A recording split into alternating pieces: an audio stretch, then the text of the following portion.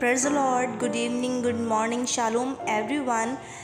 सो प्यारे बच्चों, आज की कहानी जो हम सीखने जा रहे हैं वो हम सीखेंगे खुदा ने सब कुछ बनाया। आमीन। और मैं खुदावंद में ये उम्मीद करती हूँ कि आप इस कहानी के वसीला से ज़रूर बहुत कुछ लर्न करेंगे, सीखेंगे और दूसरों के साथ शेयर करेंगे। खुदावंद आप सबको बरकत दे। God bless you all and your families. आमीन। सो आइए कहानी सुनते हैं। जब खुदा ने सब कुछ बनाया। किसने हमें बनाया? बाइबल मुकद्दस खुदा का कलाम बताता है कि किस तरह इंसानी जिंदगी शुरू हुई। बहुत पहले खुदा ने इंसान को बनाया और उसका नाम आदम रखा। खुदा ने आदम को जमीन की मट्टी से बनाया। जब खुदा ने आदम में जिंदगी का दम फूंका तो उसमें जिंदगी आ गई। उसने अपने आप को एक खूबसूरत बाग में पाया जिसे अदन कहते हैं। आदम के बनाने से पहले खुदा ने खूबसूरत दुनिया बनाई जो शानदार चीजों से भरी थी।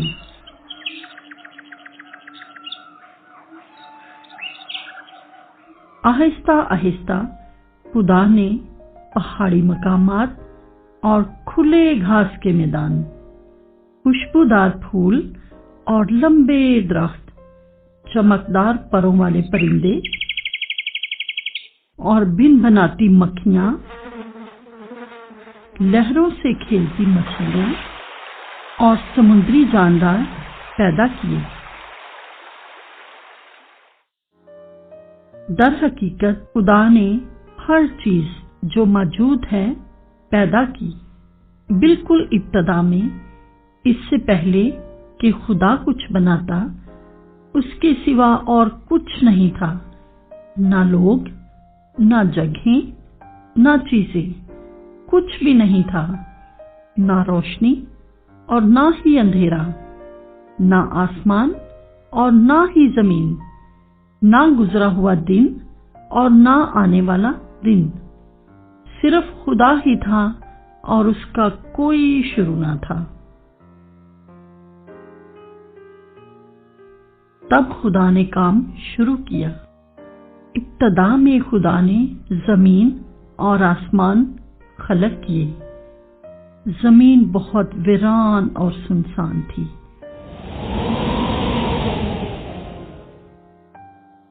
और गहराओं के ऊपर अंधेरा था। फिर खुदा ने कहा, रोशनी हो जा, और रोशनी हो गई। खुदा ने रोशनी को दिन कहा और तारीकी को रात कहा।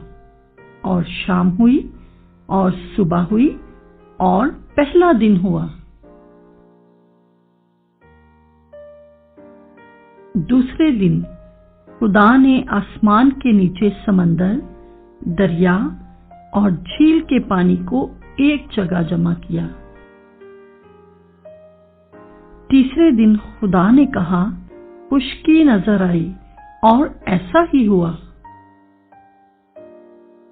खुदा ने घास और फूलों और बीजदार बूटियों और दरख्तों को भी हुक्म दिया कि फले, और ऐसा ही हुआ।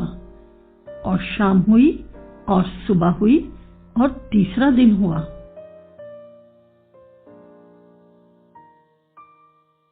फिर खुदा ने सूरज, चांद और बहुत से सितारों को बनाया जिनको कोई गिन नहीं सकता। और शाम हुई और सुबह हुई, सो चौथा दिन हुआ।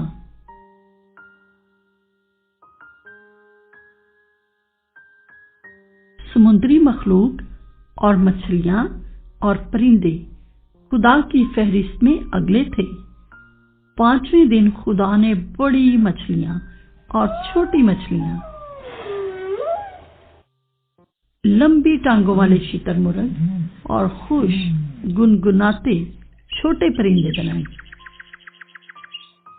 خدا نے زمین کے پانی کو بھرنے کے لیے ہر قسم کی مچھلیاں بنائیں اور آسمان، زمین اور سمندر سے شاد ہونے کے لیے ہر قسم کا پرندہ بنایا۔ اور شام ہوئی اور صبح ہوئی اور 5واں دن ہوا۔ اس کے بعد خدا نے پھر کہا، زمین اپنے اوپر رہنے والی مخلوق خلق کرے اور ہر طرح کے جانور، کیڑے مکوڑے اور رینگنے والے جانور وجود میں آئے۔ زمین کو ہلاتے ہوئے ہاتھی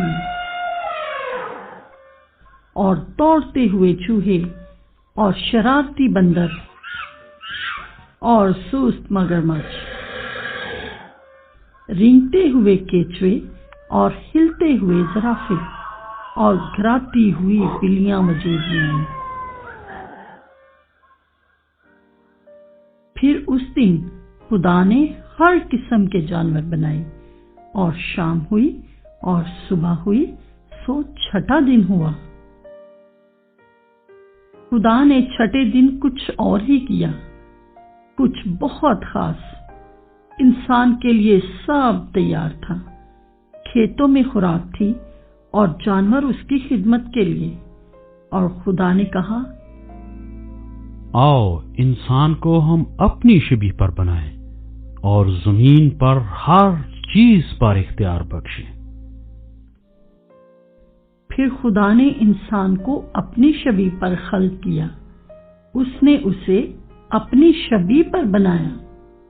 خدا نے آدم کو حکم دیا، آدم، تو باغ کے ہر درخت کا پھل کھا سکتا ہے، لیکن نیک و بد کی پہچان کے درخت کا نہ کھانا۔ اگر تو نے کھایا تو تو یقیناً مرے گا۔ اور خداوند خدا نے کہا، آدم کا اکیلا رہنا اچھا نہیں، میں اس کے لیے ایک مددگار بناؤں گا۔ خدا تمام پرندے اور دشتی جانور آدم کے پاس لایا۔ آدم نے ان سب کے نام رکھے۔ یہ سب کچھ کرنے میں وہ بہت عقل مند تھا، لیکن تمام پرندوں اور دشتی جانوروں میں سے آدم کی مانند اس کا کوئی مددگار نہ ملا۔ خدا نے آدم پر گہری نیند بھیجی، بہت گہری نیند۔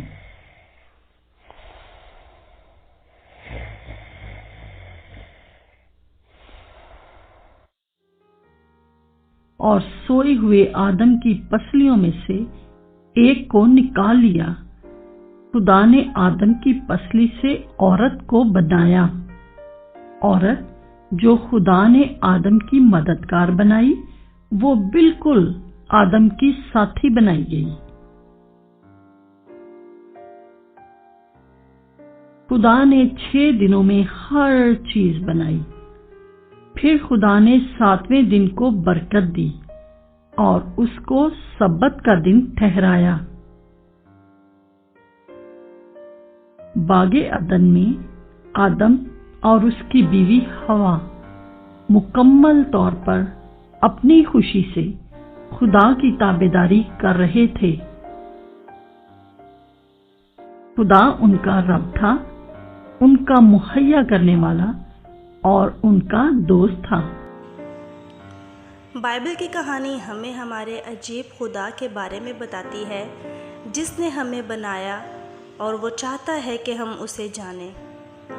خدا جانتا ہے کہ ہم نے برے کام کیے جنہیں وہ گناہ کہتا ہے، گناہ کی سزا موت ہے، لیکن خدا ہم سے اتنی زیادہ محبت کرتا ہے کہ اس نے اپنے اکلوتے بیٹے یسوع کو بھیجا کہ صلیب پر مرے اور ہمارے گناہوں کی سزا اٹھائے۔ پھر یسوع دوبارہ زندہ ہوا اور آسمان پر اپنے گھر گیا۔ اگر آپ یسوع پر ایمان رکھتے ہیں اور اس سے اپنے گناہوں کی معافی مانگتے ہیں تو وہ آپ کو معاف کرے گا اور آپ ہمیشہ اس کے ساتھ رہیں گے۔ اگر آپ ایمان رکھتے ہیں کہ یہ سچ ہے تو خدا سے کہیں، پیارے یسوع، میں ایمان رکھتا یا رکھتی ہوں تو خدا ہے اور میرے گناہوں کے لیے انسان بنا اور مر گیا اور اب پھر زندہ ہے، مہربانی سے میری زندگی میں آ جا اور میرے گناہ معاف کر دے تاکہ اب مجھے نئی زندگی ملے، پھر ایک دن تیرے ساتھ ہمیشہ کے لیے تیرے پاس چلی جاؤں۔ میری مدد کر تاکہ میں تیری تابع رہ سکوں اور تیرے فرزند کے طور پر زندگی بسر کروں، آمین۔ خداوند آپ کو بہت زیادہ برکت دے۔ بائبل مقدس پڑھے اور خدا سے روز باتیں کرے۔ یوحنا 3:16۔ خداوند آپ کے ساتھ ہو۔ مزید کہانیوں کو جاننے کے لیے ہمارے یوٹیوب چینل کو سبسکرائب کریں، شیئر کریں، لائک کریں۔ Thank you.